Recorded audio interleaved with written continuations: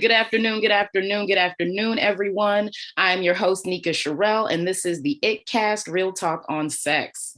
The ItCast is our community outreach podcast that increases diversity in conversations on health and sexuality. Through this work, we are creating a world where all people feel loved, honored, and respected. We have some events coming up this season. The Chase is coming November 4th through 7th. This is an amazing event where basically grown-ass adults are going to get dressed up in costumes and play hide and seek in the woods with hot tubs. So go learn more and get your tickets right now at chase.pet.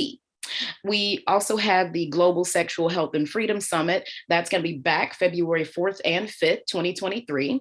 Early bird tickets are coming October 15th. Get your tickets at sexhealthsummit.com. Again, October 15th, next Saturday, y'all. All right. So if you want one-on-one coaching with me, you can visit my link tree to book a free connection session. And we want to hear from you. Please ask us anything. There is a link on the link tree as well where you can go and pop a question into the Q&A. Let us know what you want to hear so that we can provide it to you. Also, get access to our bonus content on Patreon. And you'll have access to our green room and our after chat and all the other things that we do on the show that you don't get to see live here each week. Also, subscribe to this YouTube channel, share with your community, and let's go ahead and dive in. So this week's topic is real talk on sparking your lifestyle with cannabis. Today in the booth, we have the MariJayne Maven, cannabis lifestyle expert and creator of MariJayne Maven, an entertainment and educational cannabis lifestyle and wellness multimedia brand. As the MariJayne Maven, MJ has compiled her knowledge over years to create an all-encompassing lifestyle brand. MJ's ultimate dream came true when she became a cannabis entrepreneur. She's obsessed with cleaning up the industry and providing plant-based education to patients and consumers alike, helping people create more joy in their lives with the Power Flower. Her goal is to help transform the taboos of cannabis, a brand with a mission to educate, eradicate, and elevate. All right, MariJayne, come on, join us on the show.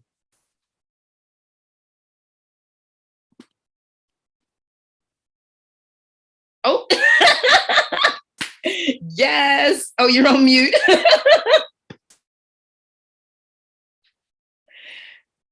Oh, uh-oh. Oh, all right, we heard you for a quick second.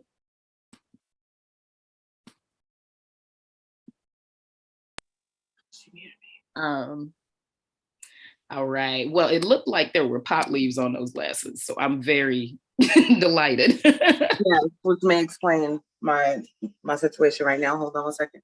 No worries, no worries. So I'm excited about this conversation today, y'all. I got to speak with MariJayne a few weeks back about what this plant actually means, what it does, how it impacts our lives. And I think there's a lot of stigma around it. Ah, there you are. Hold on, can you hear me there? All right. You can hear me. Everything's good. Yes. Good. All right. Everything is good. Perfect. All right. That was not because of the cannabis. That was more of a user error right now. So I'll take the blame for that one. Hello, everybody. I do know how to use technology. So thank you so much for having me.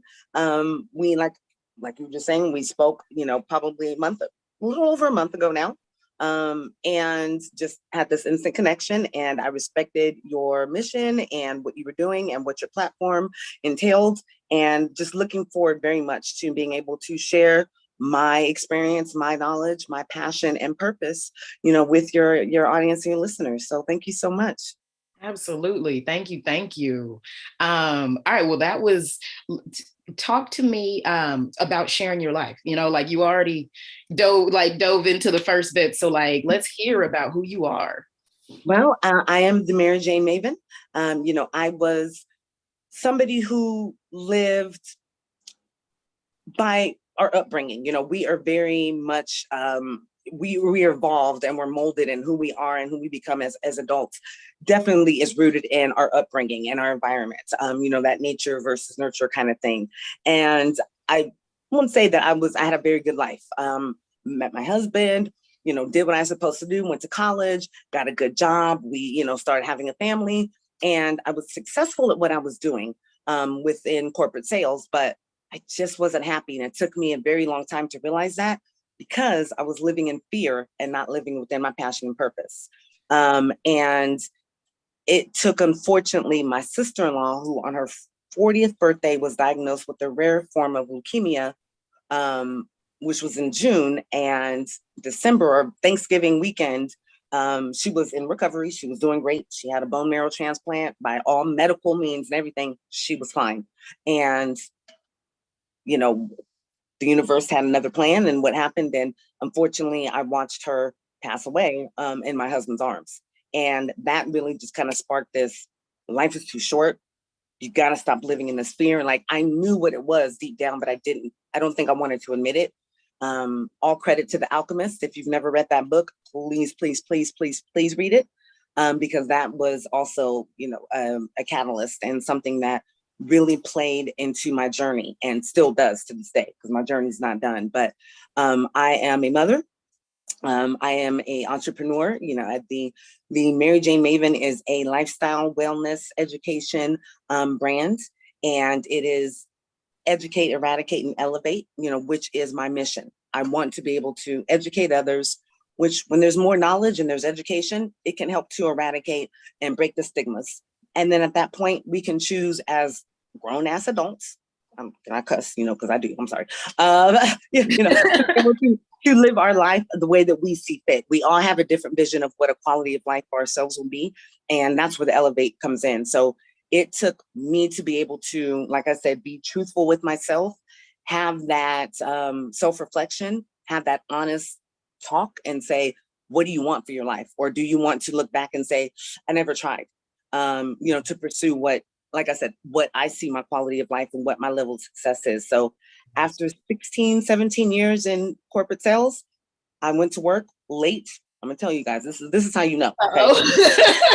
Uh-oh. It was after a 3-day weekend. I was about 3 hours late. I walked in. I thank you, Gail. I appreciate that. I thank you so much.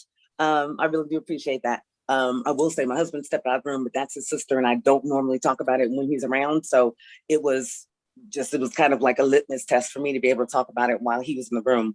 But it's important for him to know how much that experience was very hard for him, what it played into my life, and how I think I'm better for it. But so thank you for that message. But I can speak about, I'm an Aries, so I go right. No. And my condolences as well. I didn't want to cut you off, but no. Absolutely. Thank you. I feel she's with me whenever I talk about it, and like she knows, so when I'm down and I'm in, on myself, or maybe I haven't reached the goal that I set for myself, I think I get that motivation. I think somebody's saying, girl, shut up. Okay. Get your ass up and do what you need to do. So it hurts and it's bad, but it's, I think like the universe works in mysterious ways, and it already has a plan. So it, like I said, it definitely helps me and will always be, part of what I share. Yeah. But I appreciate it. Thank you so much for those condolences. It means a lot. So, yeah. So it, just kind of back to what I was saying, I went to work late because I want to tell this story, because I think that it reaches out to other people, and that they go, "Ooh, that's me." But it was after a 3-day weekend. I went in late. I'm not ashamed to admit I was drinking a Tecate on my way in. Like, my husband parked the car. I was finishing the Tecate, and doing a lot of self-medicating through Big Pharma at that time. Multiple sclerosis lives with me. I don't like to say that I have anything, because I think when you do that, you claim it. And then unfortunately, I think it manifests into something that is negative. Whereas I've been living with it since 2006 when I got diagnosed, and thank everything that's great in this world, in this universe, I'm doing very well. Cannabis plays into that, but I'm sure we'll touch upon that. But like I said, I was self-medicating. It was easy for me to get double strength Vicodin, double or Norcos at that point. Popped a couple of those, went in, clocked in, went and talked to my friends about how their weekend was, what they did. went on a couple breaks, talked to my boss. Like I did everything but work. And I was about there 2 hours, 3 hours. And I went back to my desk and was like, all right, here we go. And I just found myself starting to take all my pictures down and just clearing out my cubicle and clearing off my computer, because we know what we do when we're not happy at a job. We're sitting there at work looking for another job. So I had to make sure I cleared all that off.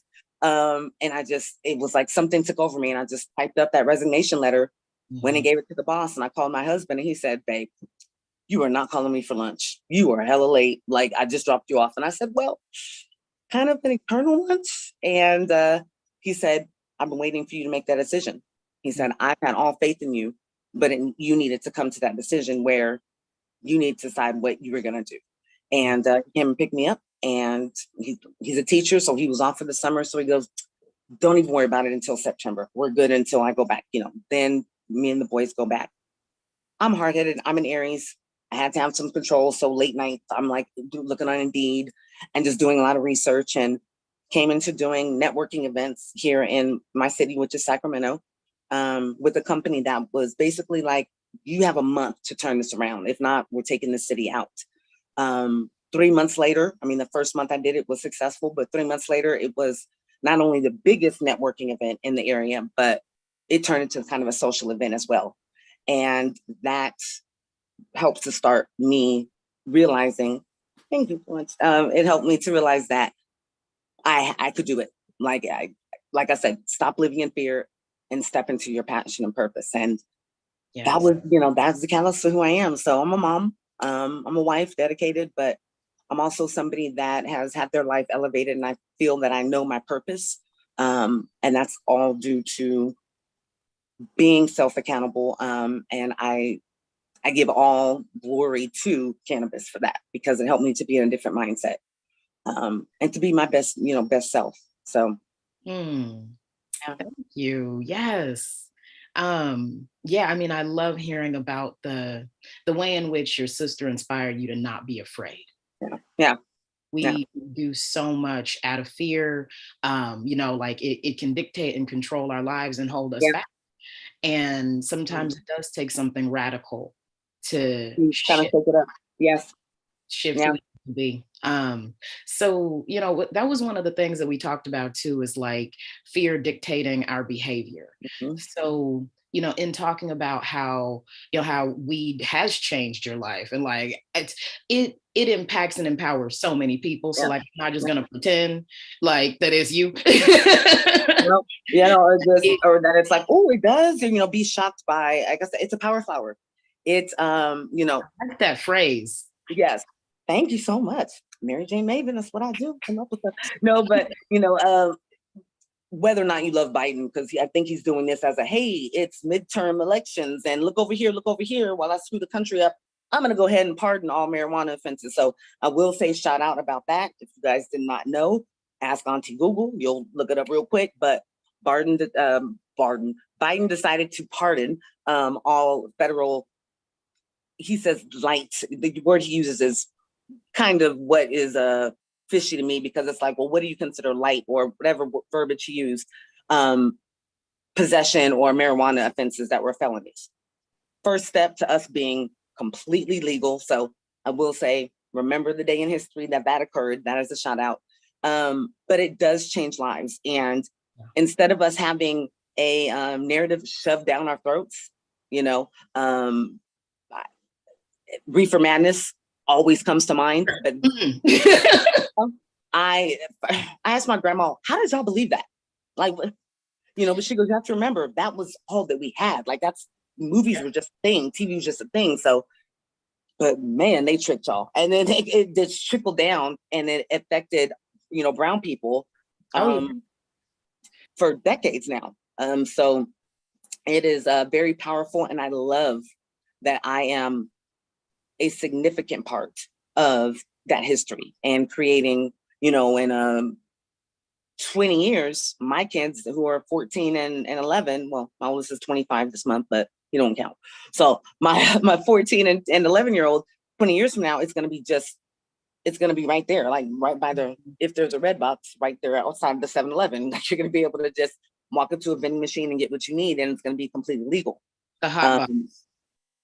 Yeah. Wouldn't that, yeah, look, no, he said it. Don't nobody play and try to come out with it. It's recording. So, but no, it's that's how natural it's going to be. And I'm excited that we're going to be able to tell the stories, you know, when our babies come over or grandkids come over and, okay, not grandkids, out in your own house, paying your own bills type of grandkids, then you can do it. But just bringing over an edible at Thanksgiving, you know, like they bring over banana pudding. This is an infused banana pudding. You know, it's just going to be natural. So that is, it's powerful, especially for people that live with an illness that could be terminal or at least life altering.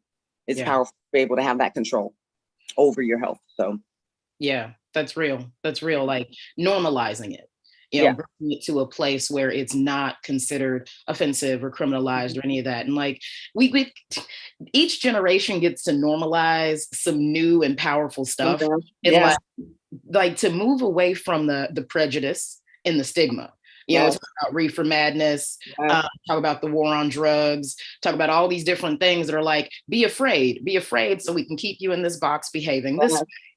And they were formulated, they were called, you know, I hate to say cultivated because I always like to use that word with the plant, but they were purposely, you know, created to do these things. And unfortunately, they were successful for way too long. And I think that because we become more educated as you know, generations go on, and now that, you know, like I say, Auntie Google and the internet, there's definitely some bad, but there's so much good there and power when you use it right. And the fact that we have access to the truth now, where they can no longer hide it or cover it up, it once again, it allows us to make the changes and to like leave a footprint in history. And you're saying each generation to be able to change, you know, the old ideal of our society. And it is such a power. Like I said, it can, for people of color, it can help to build generational wealth. I 1000% believe in that. You know, it of course, it can help our health. It can help us rebuild our communities, and then close that gap, close the educational gap, close the generation, you know, the wealth gap, close all of the bullshit. You know, once again, I cuss, sorry. I think that curse words just are exclamation points on your topic or your point, but legit. You know, to be able to close the system that has been created, you know, that we live in. So this is a great question that popped up, and you know, definitely leads to some of what we're talking to. So it says, how has race played into the criminalization of weed while alcohol remains legal? I love that question because it was around the same time that prohibition was being taken care of, or that it was being reversed, that all of a sudden, I do know why. This may be because of the marijuana. The gentleman, the old dude back in the day who just was hell bent because he was racist against Mexicans at that point, you know, that's what they thought. They was just Mexicans. They didn't properly, you know, identify them. And Black people, he set out to create this, you know, this campaign to make sure that it was used, although they knew all the benefits of it, it was used to criminalize brown and Black people of color, basically. The history of it is, if you know the original spelling of marijuana, they spelled it that way purposely to appeal to Latin Americans or to you know who lived in Mexico. So when it was MariJuana, I want to say, that's what they purposely spelled it like that, to be able to go, oh well, they'll relate to it because it's more of a, you know, it's more of a Spanish word, which is not, but they did. And then they automatically said around the same time that they start doing the redlining and, you know, saying, well, this area is a low income area, so don't buy houses or sell houses here. At the same time, that's when they said, oh, well, we can do that in that area. We can also use marijuana to criminalize and pretty much take those areas away from them eventually. It was a plan. So it has played into just there's no equity, there's no equitability, there's no equality when it comes to it, and it's been fabricated for years, and they're scared right now. They have to pivot because when they kept trying to use it to, you know, to criminalize us, to keep us in jail, now you have people that are voting and, and changing rules and laws. And I mean, there's states that I cannot believe that have recreational and medical right now. Like they started medical and they quickly, once they saw that money coming in, the state was oh, wait, hold up. But there were still states that fought for it that I would never think, back east and smaller states. But it is powerful once everybody comes to an agreement and says, we're tired of being lied to. I have somebody sick, my mother, my grand, whoever it is, and cannabis is the only thing that makes their quality of life better in their time of need or whatever their motivation was. Once we all got together, we were able to make it to where it is now. We got to keep pushing and fighting for it to be able to make sure that it doesn't segment, once again, people of color, and make it, something that we can't benefit from. But we've had years and we've overcome it, and we're going to continue to do it. I think if we just stay aware of the fact that it's happened, and they definitely can be trying to do it again. Yes, so. Amen. I just got to.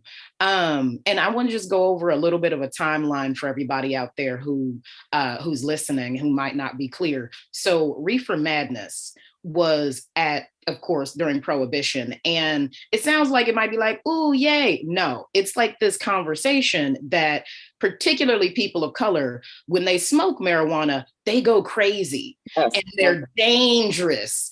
And I always, like there's this conversation, and not always, there's this conversation behind racism that leads to like, let's protect the women. Let's protect the white women. I was hoping you were getting there. Like, don't say anything. I know you're getting there. But Okay. But yeah, so that was a big driving force for Reefer Madness. And then when you fast forward to the whole war on drugs and the criminalization of marijuana, you have a lot of people, particularly Black and brown people, particularly Black people, who end up in jail, criminalized in all these situations where it wasn't okay for them to have possession of marijuana. At the same time, while all these people are being locked up, there's all these other people who are becoming millionaires, cultivating an illegal plant and not actually having any criminal penalty for that. So when we look at that breakdown, it's really, really huge, the federal decriminalization of marijuana, because it's freeing so many Black people. So many. That you can't even understand. And there are people who are like, I don't think it should be legal. You don't get the dots. Look, but they're the same ones that like at party. I went to school at UC Davis here in California.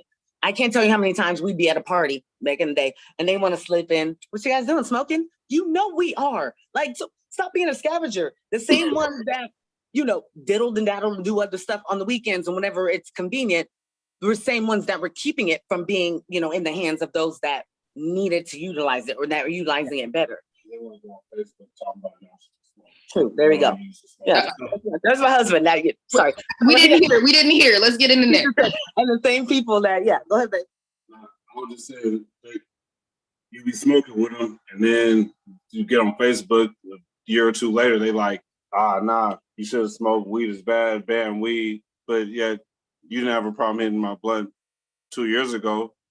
You didn't have a problem when your girl was there, when your wife now was in my blunt. You had a problem when I saw you guys come out the bathroom, like, you didn't have a problem with that, but yeah, you want to be able to not allow me, somebody, like I said, where multiple sclerosis decided like, hey, her life looks lit. Let me go ahead and move over here. Let me manifest in her. But I'm just saying, like, for somebody like me who utilizes it, and I don't use any big pharma, I don't use any if you guys watch TV or streaming services, there's a commercial for every medicine that you can think of. Like, you have your eyelashes are longer on your left eye than your right eye. There's a medication for that. Now they give you 72, side effects, with death being the worst one, but those are in abundance. So you've seen those. Same thing with MS medicine. I just don't trust that when cannabis grows from the earth.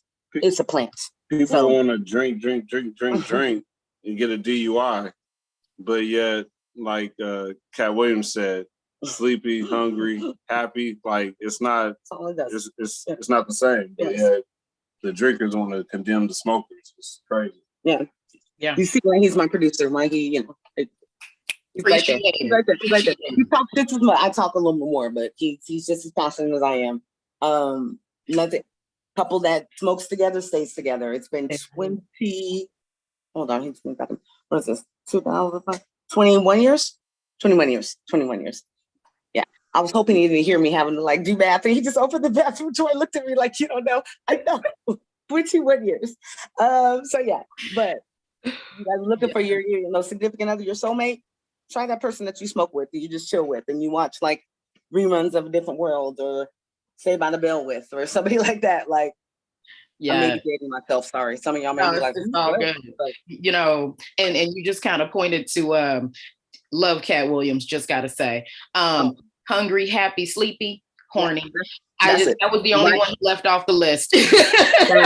Facts, and it helps. It definitely helps intimacy. I like to say that cannabis has made me a better wife, a better mother, a better person, because I was able to, like I said, through the help of it and doing my own, work, to discover what my purpose is in this universe. We all have a plan and a purpose. It's divinely written. We're all energy. So as soon as we're born, what we're supposed to do and what our purpose is already determined.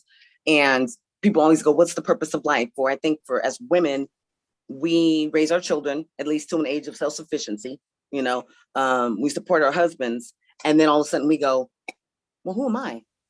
Not, we don't love those things. And that's what, for me, I didn't want to let my husband know, because I didn't want him to think, well, she's not happy with what she's done, like supporting me and the family. That wasn't it. I didn't even realize until I was honest with myself that needed to be an actualization. Like I needed to admit that to myself, that I was more than what I developed myself, and it was okay to feel that way. But I needed to know who I was outside of being a mom and a wife and, worker. So, cannabis helps with that, because it allows you to, if you meditate, if you journal, if whatever that you do, it definitely helps you to be honest about what you need to be honest about. Yeah. Yeah, there you go. Yeah, with couples, yeah. Couples, you get an argument, and if you break it up by grinder, one person, you hear the grinder from upstairs, downstairs, and you want to smoke? Yeah, I want to smoke. And you guys get through 2 or 3 hits, and all of a sudden, you don't even know what you were arguing about, but you're able to talk it out in a civil way and where you need to. Yeah. I will, because look, I'm an Aries, and he's a Taurus. Fiery, stubborn. I love it. But, yeah, like I said, when we're together, I think it's a huge part of it. Couples that smoke together stay together. So yeah. I love it. And what you're saying is spot on in the fact of like relieving conflict and tension. Because, it's like to be able to get in that space where you can hear each other with calm, like honestly, in my opinion, it's kind of a great peacemaker. Yeah. Yeah. Like it brings that sense of calmness, okayness. And then you even talked about the therapeutic aspect around it. And I definitely there's so much in there, like the physical therapeutic situation, but also mental health. And just that, I'm like, what are all the words? To have gone through trauma in my life. Yeah. I'm getting chills because you just took the words right out of my mouth. But yes, that is so prevalent in our community. And we're just used to just going with the flow and getting through things and whatnot. And I think that now we are understanding that things come to fruition and it works its way out. And because we want more for ourselves, and now because we have the opportunity to, now we're also having to address those things as part of our upbringing. Yeah. A lot of people are fantastic. Okay. Get on Twitter after something happens and see the creativity, that stuff that Black people come up with. That's an example, not to speak about the travesties that we went through and everything else, but just as a community and just as a people, we are very strong. We're used to overcoming, but there is a lot of trauma that needs to be dealt with. And cannabis helps with that. I think Black men, especially, I think they definitely have trauma because they have other trauma built in, societal trauma. Cannabis, I think, has been a way for them to have their therapy without even realizing it. So it's been our downfall, but it's been something that I think also that has saved our Black men especially, but our community in a way. Well, and downfall is perspective. It's 100% perspective. Yes, 1000%, 1000%. I agree. Yeah, it's I touched upon the multiple sclerosis. Anybody out there that is living with something, it's a central nervous disease, central nervous system or illness, if you are familiar with it. Now, when I got diagnosed, it was every so often people that I met the MS walk and things like that I knew that had it. Now it's like you talk to somebody, they go, oh, my cousin, my auntie, so it's unfortunate that it is more around and prevalent. But the blessing is that there are more eyes on it. There's more research about it now. There's more effort going to trying to find out what can prolong the quality of life and make sure that you can live with it or eradicate it completely. Now, don't get me started on Big Pharma because I don't think they're really trying to.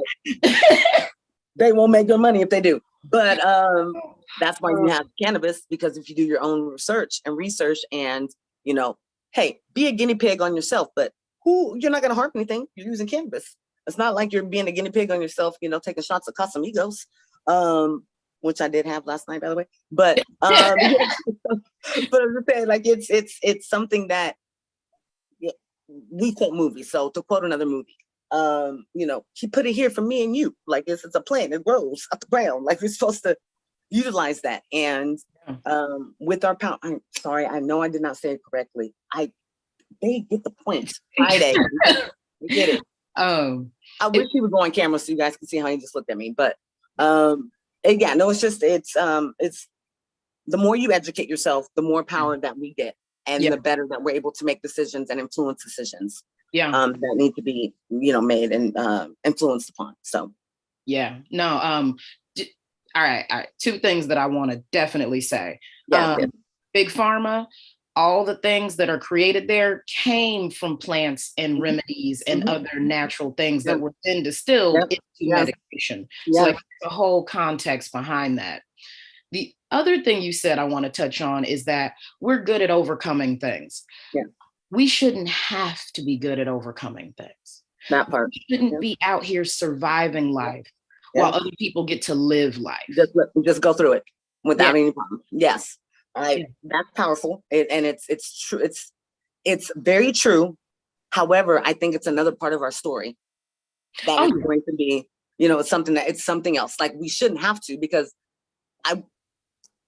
and please, everybody take this with it's all respect possible. But there have been other movements that have jumped beyond our civil rights movements as people of color, just beyond it. Like we've been fighting for centuries, okay? And there's been other movements and other, I don't want to say aspects of our society, but just other groups of our society, other social groups based on sex, whatever it may be, gender, whatever, that their rights have surpassed those of us that are American-born citizens like everybody else. Our blood is the same. We are all the same, but yet we are still scraping and scraping and trying to survive. Yeah. I just think that there is, if anybody asked the question why, and you were going to get the answer from whatever being or whoever you would go to for that knowledge, it would be because you can. Like, I just think the head, what is it? Heavy is the wearer of the crown. What is heavy is the head that wears the crown. There you go. Yes. I'm thinking of Drake as I'm saying that, and so I probably messed it up because Aubrey's everything. But no, so I think that would be the answer. It's because you can. You've done it time and time and time again, and it's not always going to be that way. Yeah. So yeah, because I like to say when I get upset, I mean, unfortunately, we are killing each other in droves right now. Yeah, no, I think there's a little bit of freezing here, and I don't know if it's on my side or yours. Yeah, but, no, I'm moving. Yeah, there we go. That's me. Okay, I was keeping it going. We talked about it. I was like, hey, it'll be right up. That's right. It's probably because we were getting too close to the truth. So it's like Auntie Boo and everybody listening. They're like, oh. Don't shut it down. Right. But yeah, talking about like who we are as people, what we've come through, and just that like having to survive. Mhm. I think about, we talked about what we were taught as young people and the situations of having consequence versus the situations that don't. And I have this full-on conversation for myself that like Black people, the darker skinned, the more societal just crap you deal with. Yes. Oh And yeah. we are not used to protecting, like, Mhm. Black women, Black girls, Black boys. Like, Mhm. it's a whole conversation Yeah. where it's almost like the crimes that are against us don't even go noticed. No, because it's the work's being done for them, because their overall goal is to, and I'm not saying everybody, okay, and I'm not saying everybody that is part of, I don't want to make it a race thing, but those that are in power. Yes. And that the reason why they act the way that they do is because they're scared of what our power and if we put our knowledge, our power, our physical strength, if we put all that together, and they know that already. So they're terrified of it. So they're going to do whatever they can in whatever slick way that they can to try to make sure that we are eradicated in a certain way, or at least always kept in a place that they're in power, kept in our place, I'll say. Yeah. And we, like I said, we have way too much knowledge and power and access to all those things now to let it slip through our fingers. And cannabis is one of those ways. I always say, if you guys have been in Disneyland, have you ever wondered like why all of Disneyland smells good everywhere? Like why it all smells sweet? If you don't know, it's because they pump the air through little secret little vents all throughout the park. Perfume vents. Okay. So they little churro smelling stuff that's all around. I just imagine if we just woke up every day in the entire planet, had a nice bong of just smoke, just pillowing out all over the world, it would be a better place. Very hippie of me, I say, but I do believe that there needs to be, folks need to calm down, okay? They need to just, No. take a breath and enjoy life and realize that, first of all, we're not the center of the universe like we think we are, and that you need to enjoy your time here while we can. But that, like I said, everybody, where we're cut, we all bleed the same way. Yeah. Yeah. We're born the same way, we leave the same way, or, Yeah. So to clean up the whole context around like any type of prejudice, it's not the day-to-day person. It's construct that says this is better than that. And it's the amount of people who believe it. So we're not talking about white people. We're talking about the construct and like value of whiteness. Yeah. And the whole system. other conversation. Yeah, you could fill in the blank. I use that one because I think it's one of the ones that's super relatable, but there are so many other constructs and contexts that go into that create a higher level of value versus a lower level of value. Yeah. I mean, and a perfect example is, to keep referring to cannabis, but 2015, it was about 30% of the cannabis companies, the CEOs were women, or those in power were women, maybe a little bit higher. As it became recreational and legal, that number dwindled very quickly. So when I joined and I started going to networking events and trying to learn, the local environment and community, I would go and be the only Black woman, one of like 6 women, but the other 5, they were like just clumped up together. I grew up in a very rural town. I know how to get along with everybody. Believe me, I look to my best friends, blonde hair, blue eye, like, okay, I used to want to be on the Mickey Mouse Club. Garth Brooks is one of my go-to karaoke songs, but I'm just saying, I know how to deal with everybody. But it was very evident that I was the outsider, where it should have been, oh, there's a Black woman in cannabis. Let's go ahead and push this forward and build a connection with her. But it was not that. And everybody, the majority of the people there were white men, who had on like Birkenstocks, which I love, don't get me wrong, cargo shorts, a tank top at a networking event, but they stepped out of a Maserati. And I'm ear hustling and I'm hearing them, or I'm talking to them, and they all got what, their wedding money was supposed to be from their grandma, or they all put in and, maxed out their credit cards because they were like, well, mortgage did us good. Let's get into something else. Let's get into weed. We hear that it's going to be a success. Whereas there are people out there that, like I said, have to get their baby back to school clothes. They broke up an ounce and tried to sell it. And then they did 7-8 years in jail. So then their family's disrupted. But you can go ahead and jump right in right now, whatever you did before, and it's completely legal. And then you can become a millionaire. That's where I began to see the problem. And that's where I began to see that this could be, like I said, a blessing from the universe, that in our existence as human society, where things kind of change, where we're provided an opportunity to change our existence and scrimping and scraping and just getting by and change that story and change that narrative. And that's something that motivates me, other than, like I said, I use it in my everyday life. It allows me to be healthy with MS, but it also is very important to me because I want my boys to know you don't ever have to work for anybody. And whether it's through cannabis or whatever else, we have a place in any industry because we are citizens. We have the same rights as everybody else. Yeah. So and yeah. One of the things you're pointing to is equity. Yes. Just like having that in every aspect. I think, oh my God, just to talk about like the ease of movement between industries without prejudice, discrimination, like, if I walked into that industry, that situation, I would have so much buying power and clout and everything behind me. Yeah. My peer may not necessarily need to have.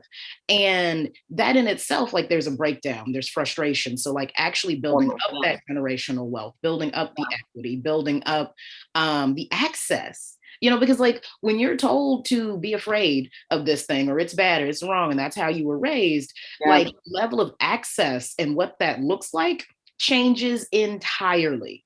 So yeah. And like you said, I'm sorry, my phone, I don't want my phone to die. And it just went to, hold on a second. So I just am plugging it in. No worries. Where is she walking? What is she doing? That's what it is. But no, it's very true. And I like that you said how we were told growing up that it was bad. Because let's be honest. Okay, I'm gonna look, my parents love you to death, but I'm not gonna act like I don't remember you pulling up and buying nickel bags. I don't know what y'all was doing with nickel bags, but okay. But I remember that. I remember finding your shoebox top with your, your roach clip that was the rabbit's foot. I remember all that. And because I was always told things were wrong, especially in the Black community because of our religion and whatnot, we're told that things are wrong. But how many of y'all was at a barbecue with Luther Vandross or something playing and you had that smell and you knew what was going on, and then all of a sudden the adults were just real friendly and they wanted you to come dance and do everything else? Like, we've grown up with it, although we were told bad things about it. And I think what's important now, and like how I raise my kids now, is it's medicine, but you're not allowed, it doesn't affect you the right way. Just to be very honest, because when you're not honest, your kids go and they learn from their classmates and they go the wrong way. So I think it's very important, like what you said, how we grew up to kind of change that behavior and that narrative that was indoctrinated into our generation, I think, and the mixed message also, because it was bad, but yet, like I said, we all have memories of somebody, an aunt and uncle, parents smoking or doing something. So right. Yeah. The politics behind it. Oh my God. And a friend of mine was like, I grew up in the DARE era. I don't know. People were there, but oh God, drug education resistant. I don't know, whatever. I can't remember. How many assemblies we used to have with DARE and all T-shirts. Yes. We used to bring on drugs commercials. I got it from you, Dad. I got it from you. Yeah, like all that. Yeah. Right. And I have friends who were there and they were like, y'all believed that? Like, we just thought that was some funny shit on TV. And I'm like completely brainwashed, like 100%. So love the glasses. We got a chat. And Amazon, then Amazon $8. What? I was going straight up. I'm gonna have to give me some. I tell everybody, I'm always like, look, I'm the sunglass girl. You'll always see me with them. And people are like, so cute. I'm like, $4 Target. Like, I have no problem with telling people where classes at. So yeah. Yeah. Oh, so we got another, it looks like a question in the chat. So what is your opinion, the use of cannabis taxation as a form of reparations? In Evanston, Illinois, the city passed another resolution in November 2019, establishing a $10 million Evanston reparations fund and creating a revenue source for the fund from a 3% sales tax on recreational cannabis sales for the purpose of housing assistance and relief for Black residents. I love that. It's powerful. I am a big, I don't like watching the traditional media and news. And I actually saw the story that Vice News did on them and their journey to to making that decision. First of all, shout out to them. We need to use them as an example. They're doing it right. And I think that is part of equity, giving back to those that, like I said, have been disenfranchised from it for the longest amount of time. So I think that is powerful. Here in California and in Sacramento, it's ridiculous the amount of taxes that are added on to, let's just say, an eighth. Okay. For example, was ordering one last night. I could have paid $15 for one, but after taxes and everything, I was still going to pay $27. Like, that's ridiculous. And you guys break it down on the receipt. That's the where it goes. But I also live in a city where our equity's behind because there was a lot of BS and garbage going on and unhonest and dishonest people. So if the revenue can be used in a check and balance system where somebody who is completely just hands off on either side can make sure that money is going where it's supposed to go, I think that is a fabulous thing. I mean, we have people sleeping on freeways. Yeah. We have, people that are trying to raise their children with as much normalcy as they can, but they're getting 3-day notices. They can't pay their electricity. Gas is, an AM PM should never be $6.09, and AM PM is $6.09 right now. How are people supposed to live? So if we are able to make neighborhoods better, it infuriates me when I drive through neighborhoods and the only thing that looks like a grocery store is a liquor store. Yep. These people can't go and get fresh anything to save their lives, which starts a circle of unhealthiness, and that's passed down, and that's another way for them to keep us where they want us.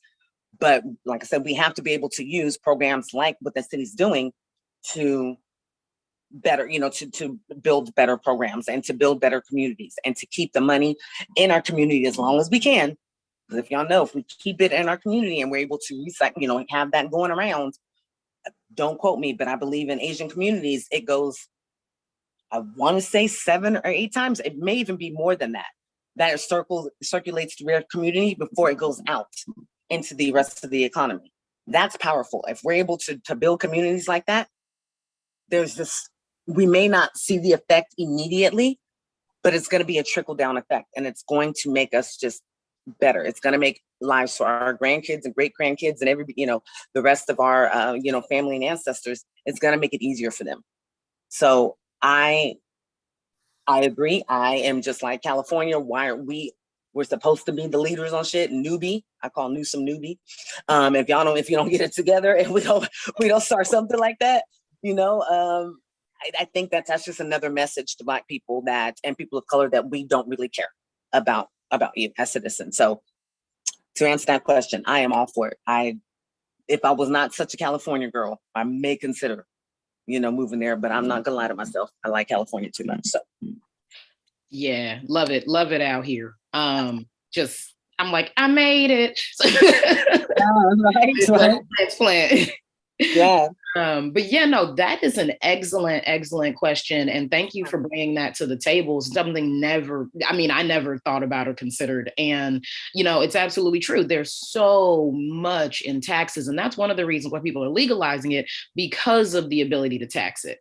But again, they're seeing that revenue, the powers that be, let's just say the government and the state, they're seeing that revenue and they're like, wait a second. I've been buying mine from the guy at the 7-Eleven, but if I can go, because they've been getting it as well. But now they're like, wait, if we can make money as well, and like I said, if it can be used in the right way, the way that I think when we think of reparations, we think of the Dave Chappelle skit we think we're going to get checks and everybody's going to buy Newports and all that was funny. But the best way that it's going to help us move forward is to build up our communities, put better education. Our education is so antiquated, and it is not made to make us leaders in anybody's world. I don't know what they're talking about. Like, we have got to educate these kids that want to TikTok and want to do this and do that. You guys can play Roblox and you can play Minecraft and all that. Do you know that's just engineering? But they don't know that because we don't have that environment. We don't have those resources to teach them that. But if we're able to provide skills like that and build up the infrastructure from within, that's what's going to move us ahead. It's not going to be, well, look, I will take a check. Let me not act like I'm brand new. I will take a check. But what's going to help us move forward is definitely to making sure that our babies don't have to hear gunshots, or they don't have to go to a school that's dilapidated, or that they have one teacher for a first, second, and third grade class combined.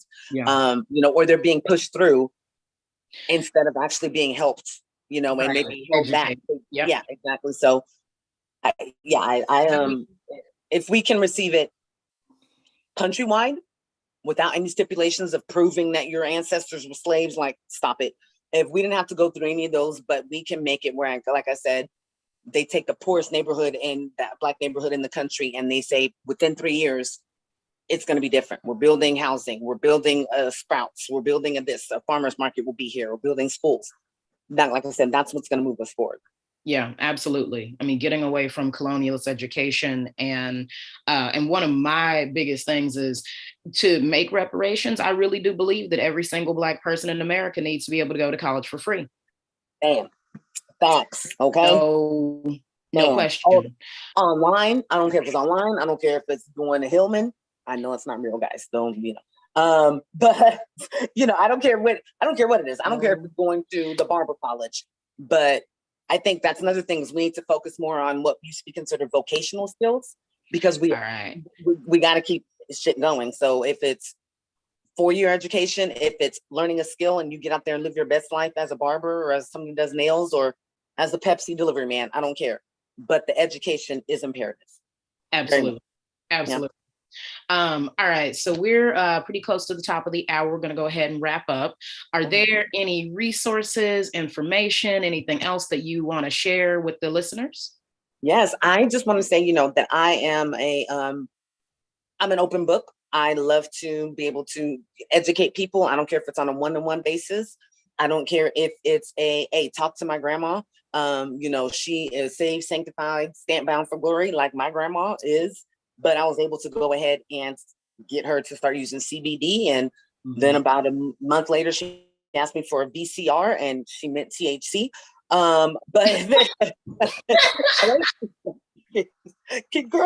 Hey, baby, can you give me some of that VCR? I said, girl, what? A VCR? And I said, oh, do you mean, so you want to get lit now, grandma? Okay, gotcha. But I don't care if it's speaking to the women's league in your church, and you want to be able to help them to get off big pharma.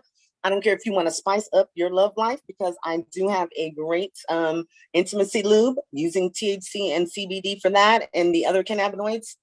Makes your Friday night, or your date night, makes it right. Or if you just have a question about wanting to step into your passion, and you like to bake bread, and you're like, hey, I want to bake infused bread. How do I turn that into a career? Hit me up. I podcast as well. I always look for guests, especially those of inspiration. So if you'd love to be on the podcast, I have my cannabis podcast. My husband and I have a lifestyle, marriage, and wellness podcast. It also discusses the alternative lifestyle, so swinging and polyamory and whatnot. Look, I haven't kept my man for 21 years just because So hear that about that in the after chat. So we talk about some good stuff, but you guys can hit me up. I have a YouTube channel, and it is Menage with the MariJayne Maven. I did forget to put that in the chat, so I'm really quickly. And you can hit me up on IG. IG is like my fourth child. Well, you count my husband, we'll say fifth. But I'm right there. I get every notification. I respond very quickly. And then you're able to get my other information. So my websites, where my shows stream at, which are anywhere and everywhere you guys listen to podcasts or music. I am on those platforms as well. And if you are in the Bay Area or Northern California area, please come out to the Women in Cannabis Expo, which is taking place in San Francisco on October 27th. I am a featured speaker for the second year in a row. So come on out. We can have a sesh. We can talk. You can, you can see me blab just like this in person. And other than that, I'm out there. I'm in the streets, like the kids say, but not in that way. But I love doing this. I love being able to share my story. I've been given this opportunity and blessed with this life for a purpose and for a reason. And so I'm going to continue to do what I can to, like I said, share my message. I'm here to leave a footprint of significance in the lives of others in a positive way. I know now that's my purpose, and being able to do this. And once again, I thank you to be able to share my knowledge and my insight with your audience and, others. That's going to help normalize cannabis, and that's going to empower all of you to be able to make life decisions that makes your life the quality of life that you seek. So I guess that's my mic drop. No, I'm kidding.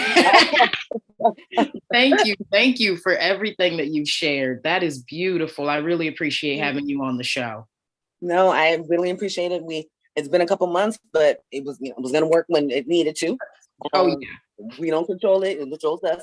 No, but once again, I want to thank you so much to your audience, to your producer, to you, and for allowing me to, like I said, have this platform and to be able to share my message. And I hope that any of you guys out there reach out to me. I'd love to be able to make more acquaintances. I call everybody fam once we connect. So, sisters, queen, fam, whatever it may be. But yes, so I want to thank you all for spending some time with me and taking the time and consideration out of your day to do so. Yes. All right, everybody. Yes, thank you for joining us today. The ItCast is our community outreach podcast that increases diversity in conversations on health and sexuality. Through this work, we are creating a world where all people feel loved, honored, and respected.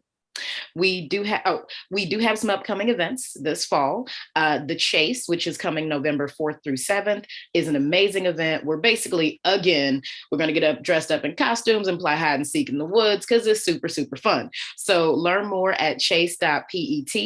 We also have the Global Sexual Health and Freedom Summit coming up February 4th and 5th, 2023. You can get your early bird tickets next Saturday, October 15th. Go register for that at sexhealthsummit.com. If you want one-on-one coaching with me, please go to my Linktree and book a free connection session. You can also submit a question on our form there. You can ask us anything you want to hear about on the show.